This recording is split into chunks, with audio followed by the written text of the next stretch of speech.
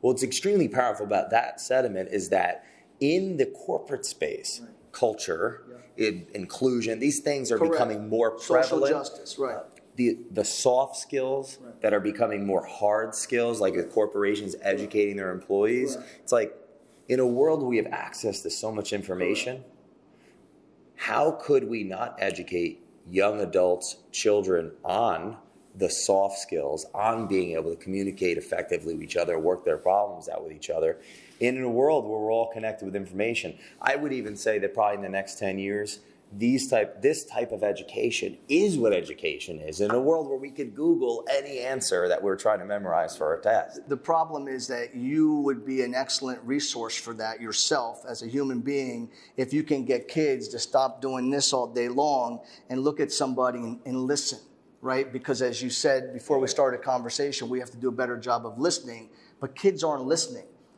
And so when a kid is not being heard by someone like a teacher or somebody on the other side, they feel that I don't have a choice but to take my life or take your life or others around me because you're not listening to what I'm telling you. I'm telling you I'm being victimized. Children on the autism spectrum are rarely believed. They lack credibility because they have these delusions that they're not being victimized. So parents in many states and schools have to put a bug on them or a recording device. And we just saw 3 cases last week on Facebook where they're being ridiculed by teachers. So the question is, just because you're a teacher, a police officer, or a pro football player, that one-time person when you were that bully back in the day, not you, but the bully, you're still that adult bully who's victimizing people in the workplace, and we're just classifying it as harassment, right? Yeah. I mean, whether you're kneeling... So this isn't central to only... It's not just in school. No, it's in the world we live in.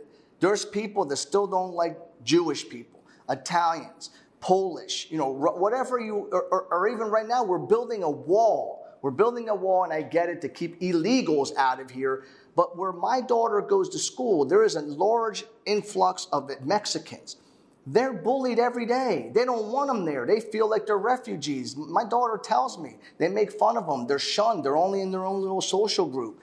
Or somebody who's from a Middle Eastern country. Well, you must be a terrorist. You must be a terrorist. In the sense, it's almost as if it's like psychologically, because of cultural, like from the highest all the way to the bottom, they're just like smaller and smaller and smaller reflections of the big conversation that when people separate themselves from others, when they don't know how to work through their own psychological trauma. You said it earlier about the bully having a reason to take something out on someone else. Right. They couldn't work that through. So think if the bully doesn't feel like they're heard, and their only way to work it through psychologically is to, instead of cutting their wrist, push a kid. Sure. It creates this vicious cycle.